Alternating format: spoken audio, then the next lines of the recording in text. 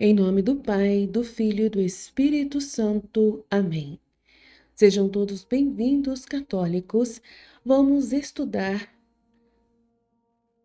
toda a Escritura importante para conhecermos nossa história. Por isso, é muito importante. Estudar a patrística católica é um empreendimento fascinante e profundamente enriquecedor para a fé e a teologia. Aqui está uma ordem sugerida para abordar os padres da Igreja, considerando a progressão histórica, doutrinal e espiritual. Primeiro, padres apostólicos séculos I e II. Obras, escritos próximos ao tempo dos apóstolos com forte ênfase na vida da Igreja primitiva. Autores e obras principais: Didaquê, Instrução Cristã Primitiva, Clemente de Roma, Primeira Carta aos Coríntios, Santo Inácio de Antioquia, Cartas como aos Romanos, São Policarpo de Hermina, Carta aos Filipenses, O Pastor de Hermas, Visões e Exortações Morais. Padres apologistas século II. Obras em defesa do cristianismo contra pagãos e hereges. Autores principais: São Justino Marte, Primeira e Segunda Apologia, Diálogo com Trifão. Santo Irineu de Lyon, contra as heresias, fundamental contra o gnosticismo. Tertuliano, apologético sobre a prescrição dos hereges, importante para a teologia ocidental. Padres do século III, período de consolidação. Obras, desenvolvimento da teologia e exegese bíblica. Autores principais: Orígenes, Princípios contra Celso, grande exegeta, mas com algumas ideias controversas. São Cipriano de Cartago, sobre a unidade da Igreja, carta sobre a disciplina eclesial. Clemente de Alexandria, Protrépticos, Estromata, síntese entre fé e filosofia. Padres Capadócios, século IV. Obras Consolidação da doutrina trinitária e combate às heresias arianismo. Autores principais: São Basílio Magno, sobre o Espírito Santo, regras monásticas. São Gregório Nazianzeno, discursos teológicos sobre a Trindade. São Gregório de Nissa, a grande catequese e vida de Moisés. Santo Agostinho, século IV e V, obras base da teologia ocidental. Graça, Pecado, Igreja. Principais obras: Confissões, Autobiografia Espiritual. A Cidade de Deus, Filosofia da História e Teologia Política. Sobre a Trindade, Teologia Trinitária. Contra os pelagianos, sobre a graça e o pecado original. São João Crisóstomo, século IV e V, obras, grande pregador e exegeta moral. Principais obras: Homilias sobre o Evangelho de Mateus e João, Homilias sobre as Epístolas de Paulo, sobre o sacerdócio e espiritualidade clerical. Padres latinos, século IV e V, autores complementares: São Jerônimo Vulgata, tradução da Bíblia para o latim, cartas exegéticas. Santo Ambrósio de Milão, sobre os sacramentos, sobre os deveres dos clérigos. Padres do deserto e literatura monástica, séculos IV e V, obra Espiritualidade ascética e mística. Fontes: Ditados e Vidas dos Padres do Deserto, coleção de ensinamentos, São João Cassiano, Conferências, Instituições Sinópticas. Pseudo Dionísio Areopagita, século IV e V, obras Teologia Mística e Angelologia. Principais obras: Hierarquia Celeste, Teologia Mística. São Bento e a Regra Monástica, século VI. Regra de São Bento, fundamento do monaquismo ocidental. Ordem sugerida de leitura, Padres Apostólicos, Igreja Primitiva, Apologistas, Defesa da Fé, século III, Orígenes e Cipriano, Padres Capadócios, Trindade, Santo Agostinho, Teologia Sistemática, São João Crisóstomo, Exegese Moral, outros latinos, Jerônimo e Ambrósio, Padres do Deserto, Espiritualidade, Pseudo Dionísio, Mística, São Bento, Espiritualidade Monástica. Começando com textos mais curtos, por exemplo, Didaquê e Cartas de Inácio, antes de partir para as obras maiores. Use bons compêndios de patrologia, como a Patrologia de Jonas Quasten. Consulte edições comentadas para entender o contexto histórico e o teológico. Essa ordem permite uma imersão progressiva desde os primórdios do cristianismo até o amadurecimento da doutrina e espiritualidade católica. Curso de Patrística Católica plano completo. Conhecer a vida e obras do pensamento dos principais padres da Igreja. Entender o desenvolvimento da doutrina cristã nos primeiros séculos. Aprender a ler os textos patrísticos em seu contexto histórico e teológico. Aplicar os ensinamentos dos padres à espiritualidade e teologias atuais. O que é a patrística? Definição e importância. Períodos de patrística, apostólicos, apologistas, século de ouro e etc. Como estudar os padres da Igreja, fontes, métodos e armadilhas comuns. Leituras: Introdução à Patrologia, Johannes Questen, A Fé dos Primeiros Cristãos, William A. Jurgens. Módulo 2, Padres Apostólicos, séculos I e II, contexto pós-apostólico e perseguições, autores e obras de Didaquê, Manual da Igreja Primitiva, Clemente de Roma, Primeira Carta aos Coríntios, Inácio de Antioquia, Cartas. O Pastor de Hermas, tema principal, Eclesiologia e Vida Cristã Primitiva. Apologistas e polemistas, século II, defesa do cristianismo contra o paganismo e heresias, gnosticismo. Autores e obras: São Justino Marte, Apologias, Santo Irineu de Lyon, contra as heresias, Tertuliano, sobre a prescrição dos herégios e apologético. Tema principal: Fé versus Razão, heresias primitivas. Módulo 4, século III, Orígenes e a Escola Alexandrina. Teologia alegórica e desenvolvimento doutrinal. Autores e obras: Orígenes, Princípios contra Celso, Clemente de Alexandria, São Cipriano de Cartago, sobre a unidade da Igreja. Tema principal: exegese bíblica e crise na Igreja. O século de ouro, século IV, consolidação da doutrina trinitária, Concílio de Nicéia. Padres Capadócios, Santo Atanásio, São João Crisóstomo. Tema principal é a Trindade, liturgia e pregação. Módulo 6, Santo Agostinho, século IV e V, o maior teólogo do Ocidente. Módulo 7, Padres latinos e monásticos. Tema principal, espiritualidade, exegese e monasticismo. Módulo 8, Síntese e legado da patrística, influência dos padres na Idade Média e no Vaticano II. Como os padres podem ser lidos hoje? Patrística Henri Crousel. Métodos de estudo: leitura direta dos textos, sempre que possível, lendo os escritos originais em traduções confiáveis. Usar livros como Patrologia de Quasten e outros mais, aulas e cursos online disponíveis. Patologia, a fé dos primeiros cristãos. Coleção de patrística, padres da Igreja.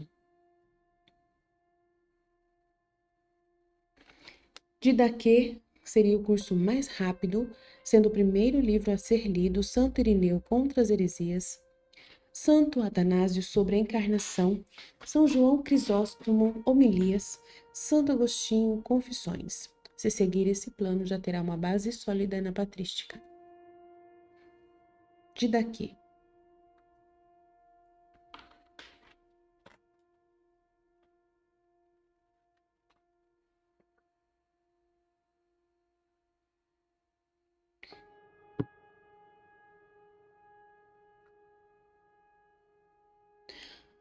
O caminho da vida e o caminho da morte, parte 1, introdução. A instrução dos 12 apóstolos. Instrução do Senhor para as nações segundo os 12 apóstolos. O caminho da vida e o caminho da morte. Capítulo 1. Existem dois caminhos: o caminho da vida e o caminho da morte. Há uma grande diferença entre os dois. Este é o caminho da vida. Primeiro, ame a Deus que o criou. Segundo, ame o seu próximo como a si mesmo. Não faça ao outro aquilo que você não quer que façam a você. Este é o ensinamento derivado dessas palavras. Bendiga aqueles que o amaldiçoam, reze por seus inimigos e jejue por aqueles que o perseguem. Ora, se você ama aqueles que o amam, que graça você merece? Os pagãos também não fazem o mesmo? Quanto a você, ame aqueles que o odeiam, e assim você não terá nenhum inimigo. Não se deixe levar pelo instinto. Se alguém lhe bofeteia na face direita, ofereça-lhe também a outra face, e assim você será perfeito. Se alguém o obriga a acompanhá-lo por 1 quilômetro, acompanhe-o por 2. Se alguém lhe tira o manto, ofereça-lhe também a túnica. Se alguém toma alguma coisa que lhe pertença, não a peça de volta, porque não é direito. Dê a quem lhe pede e não peças de volta, pois o pai quer que os seus bens sejam dados a todos. Bem-aventurado aquele que dá conforme o mandamento, pois será considerado inocente. Ai daquele que recebe, se pede por estar necessitado, será considerado inocente.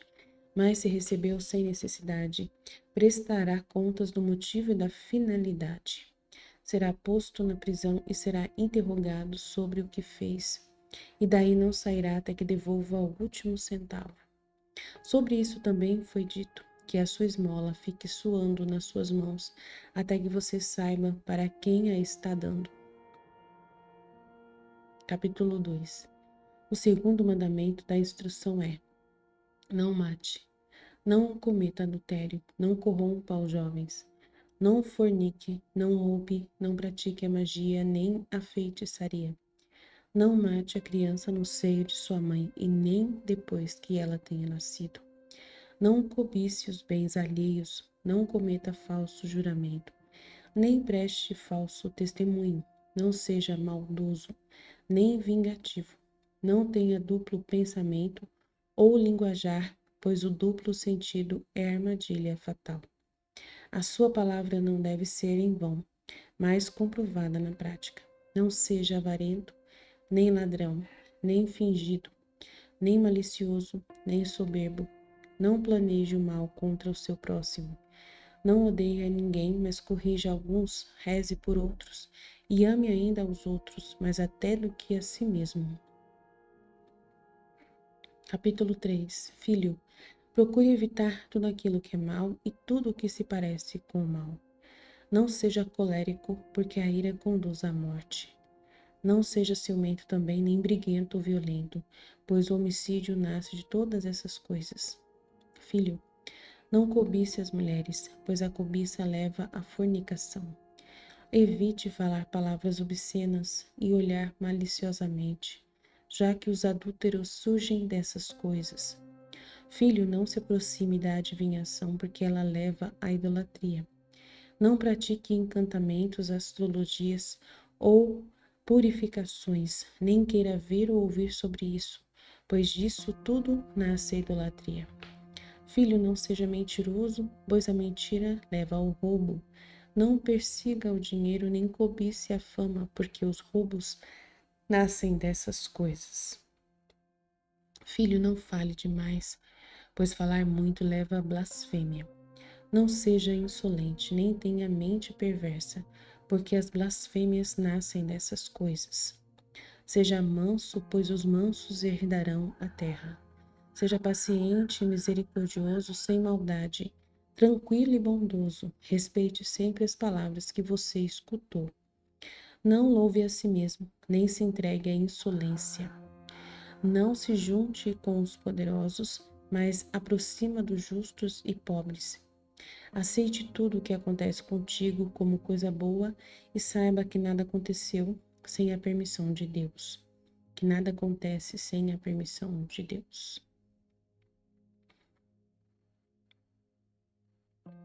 Capítulo 4. Filho, lembre-se dia e noite daquele que prega a palavra de Deus para você. Honre-o como se fosse o próprio Senhor, pois ele está presente onde a soberania do Senhor é anunciada. Procure estar todos os dias na companhia dos fiéis para encontrar forças em suas palavras. Não provoque divisão. Ao contrário, reconcilie aqueles que brigam entre si. Julgue de forma justa e corrija as culpas sem distinguir as pessoas.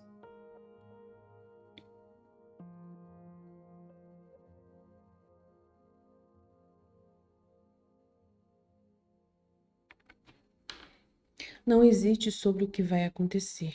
Não te pareças com aqueles que dão a mão quando precisam e a retiram quando devem dar. Se o trabalho de suas mãos te rendem algo, as ofereça como reparação pelos seus pecados. Não hesite em dar, nem dê reclamando, porque, na verdade, você sabe quem realmente pagou sua recompensa. Não rejeite o necessitado. Compartilhe tudo com o seu irmão e não diga que as coisas são apenas suas. Se vocês estão unidos nas coisas imortais, tanto mais estarão nas coisas perecíveis. Não se descuide de seu filho ou filha, muito pelo contrário, desde a infância instrua-os a temer a Deus. Não dê ordens com rudeza ao seu escravo ou escrava, pois eles também esperam no mesmo Deus que você. Assim não perderão o temor de Deus que está acima de todos. Certamente ele não virá chamar a pessoa pela aparência, mas somente aqueles que foram preparados pelo Espírito. Quanto a vocês, escravos, obedeçam aos seus senhores, com todo respeito e reverência, como a própria imagem de Deus. Deteste toda a hipocrisia e tudo aquilo que não agrada ao Senhor. Não viole os mandamentos do Senhor. Guarde tudo aquilo que você recebeu. Não acrescente ou retire nada. Confesse seus pecados na reunião dos fiéis e não comece a orar estando com má consciência. Este é o caminho da vida. Capítulo 5. Este é o caminho da morte. Primeiro é mau e cheio de maldições, homicídios, adultérios, paixões, fornicações, roubos, idolatrias, magias, feitiçarias, rapinas, falsos testemunhos, hipocrisias, coração com duplo sentido, fraudes, orgulho, maldades, arrogância, avareza, palavras obscenas, ciúmes, insolência, altivez, ostentação e falta de temor de Deus. Nesse caminho trilham os perseguidores dos justos, os inimigos da verdade, os amantes da mentira, os ignorantes da justiça, os que não desejam o bem, nem o justo julgamento, os que não praticam o bem, mas o mal. A calma e a paciência estão longe deles. Estes amam as coisas vãs, são ávidos por recompensas. Não se compadecem com os pobres, não se importam com os perseguidos, não reconhecem o Criador. São também assassinos de crianças, corruptores da imagem de Deus, desprezam os necessitados, oprimem os aflitos, defendem os ricos, julgam injustamente os pobres e finalmente são pecadores consumados. Filho, afaste-se de tudo isso. Capítulo 6. Fique atento para que ninguém o afaste do caminho da instrução, pois quem faz isso ensina coisas que não pertencem a Deus. Você será perfeito se conseguir carregar todo o jugo do Senhor. Se isso não for possível, faça o que puder. A respeito da comida, observe o que puder, não coma nada do que é sacrificado aos ídolos, pois esse culto é destinado aos deuses mortos. Parte 2. A celebração litúrgica, capítulo 7. Quanto ao batismo, faça assim. Depois de ditas todas essas coisas, batize em água corrente, em nome do Pai, do Filho e do Espírito Santo. Se você não tiver água corrente, batize em outra água. Se não puder batizar com água fria, faça com água quente. Na falta de uma ou outra, derrame água 3 vezes sobre a cabeça, em nome do Pai, do Filho e do Espírito Santo. Antes de batizar, tanto aquele que batiza como o batizando, bem como aqueles que puderem, devem observar o jejum. Você deve ordenar ao batizando um jejum de 1 ou 2 dias. Capítulo 8. Os seus jejuns não devem coincidir com os dos hipócritas. Eles jejuam no segundo e no quinto dia da semana. Porém, você deve jejuar no quarto dia e no dia da preparação. Não reze como os hipócritas, mas como o Senhor ordenou em seu evangelho. Reze assim: Pai nosso, que estás no céu, santificado seja o teu nome, venha o teu reino. Seja feita a tua vontade, assim na terra como no céu. O pão nosso de cada dia nos dai hoje, perdoai nossa dívida, assim como também perdoamos os nossos devedores, e não nos deixeis cair em tentação, mas livrai-nos do mal, porque teu é o poder e a glória para sempre. Rezem assim 3 vezes ao dia. Capítulo 9. Celebre a Eucaristia assim. Diga primeiro sobre o cálice. Nós te agradecemos, Pai nosso, por causa da santa vinha do teu servo Davi, que nos revelaste através do teu servo Jesus. A ti glória para sempre. Depois diga sobre o pão partido. Nós te agradecemos, Pai nosso, por causa da vida e do conhecimento que nos revelaste através do teu Filho, do seu servo Jesus. A ti glória para sempre. Da mesma forma como este pão partido havia sido semeado sobre as colinas e depois recolhido para se tornar um, assim também seja reunida a tua igreja desde os confins da terra no teu reino, porque teu é o poder e a glória por Jesus Cristo para sempre. Que ninguém coma nem beba da Eucaristia sem antes ter sido batizado em nome do Senhor, pois sobre isso o Senhor disse: Não dei as coisas santas aos cães. Capítulo 10. Após ser saciado, agradeça sim. Nós te agradecemos, Pai Santo, por teu santo nome, que fizeste habitar em nossos corações e pelo conhecimento, pela fé e imortalidade que nos revelaste através do teu servo Jesus. A ti glória para sempre. Tu, Senhor onipotente, criaste todas as coisas por causa do teu nome e deste aos homens o prazer do alimento e da bebida, para que te agradeçam. A nós, porém, deste uma comida e uma bebida espirituais e uma vida eterna através do teu servo. Antes de tudo, te agradecemos porque és poderoso. A ti, glória para sempre. Lembra-te, Senhor, da tua igreja, livrando-a de todo o mal e aperfeiçoando-a no teu amor. Reúne dos 4 ventos esta igreja santificada.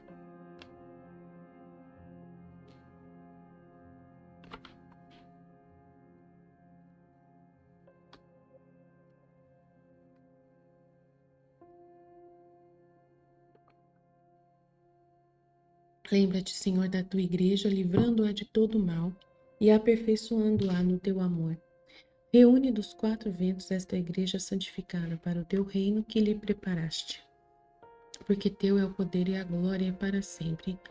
Que a tua graça venha a este mundo. Hosana ao Deus de Davi. Venha quem é fiel. Converta-se quem é infiel. Maranatá. Amém.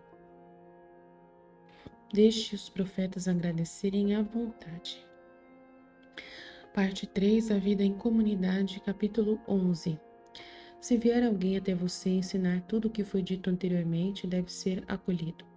Mas se aquele que ensina é perverso e ensinar outra doutrina para te destruir, não lhe dê atenção. No entanto, se ele ensina para estabelecer a justiça e conhecimento do Senhor, você deve acolhê-lo como se fosse o Senhor. Já quanto aos apóstolos e profetas, faça conforme o princípio do Evangelho. Todo apóstolo que vem até você deve ser recebido como o próprio Senhor. Ele não deve ficar mais que um dia, ou, se necessário, mais outro. Se ficar 3 dias, é um falso profeta. Ao partir, o apóstolo não deve levar nada, a não ser o pão necessário para chegar ao lugar onde deve parar. Se pedir dinheiro, é um falso profeta. Não ponha à prova, nem julgue um profeta que fala tudo sob inspiração, pois todo pecado será perdoado, mas esse não será perdoado. Nem todo aquele que fala inspirado é profeta, a não ser que viva como o Senhor. É desse modo que você reconhece o falso e o verdadeiro profeta. Todo profeta que, sob inspiração, manda preparar a mesa não deve comer dela. Caso contrário, é um falso profeta.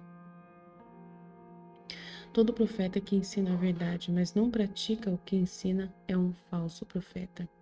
Todo profeta comprovado e verdadeiro que age pelo mistério terreno da igreja, mas que não ensina a fazer como ele faz, não deverá ser julgado por você, ele será julgado por Deus.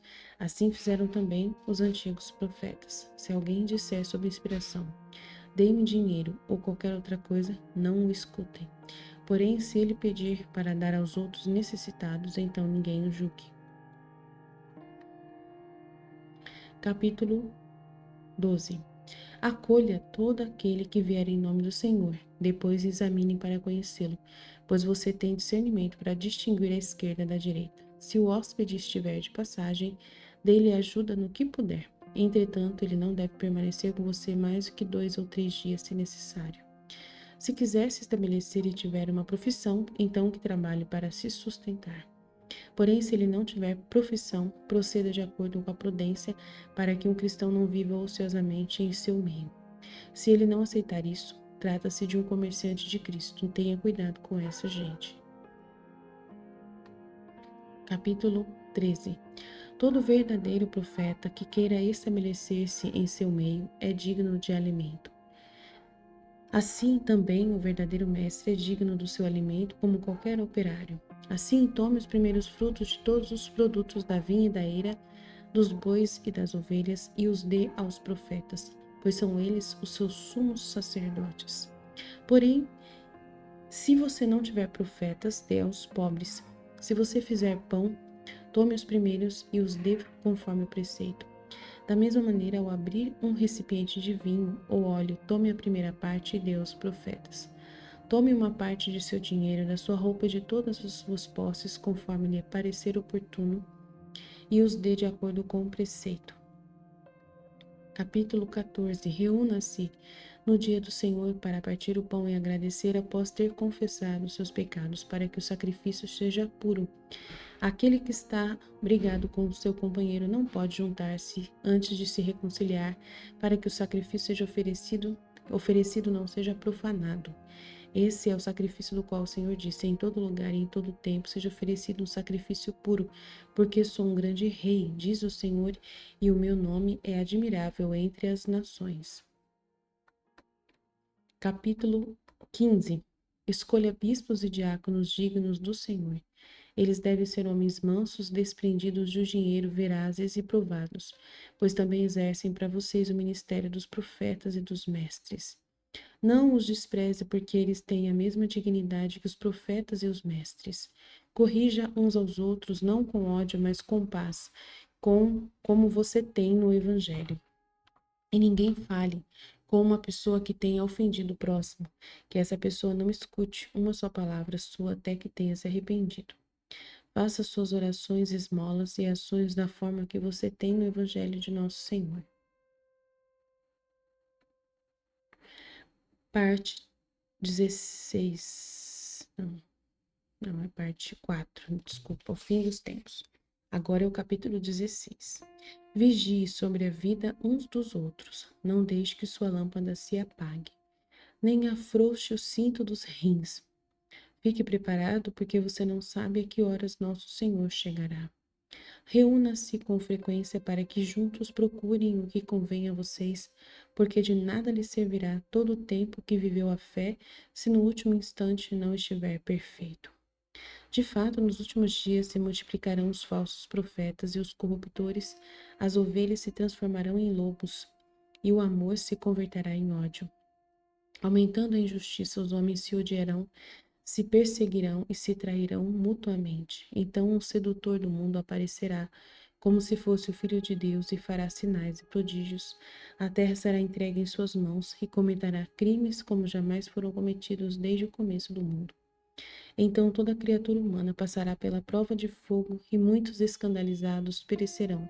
No entanto, aqueles que permanecerem firmes na fé serão salvos por aquele que os outros amaldiçoam.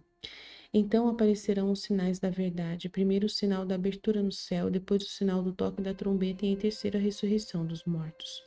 Sim, a ressurreição, mas não de todos, conforme foi dito, o Senhor virá e todos os santos estarão com ele.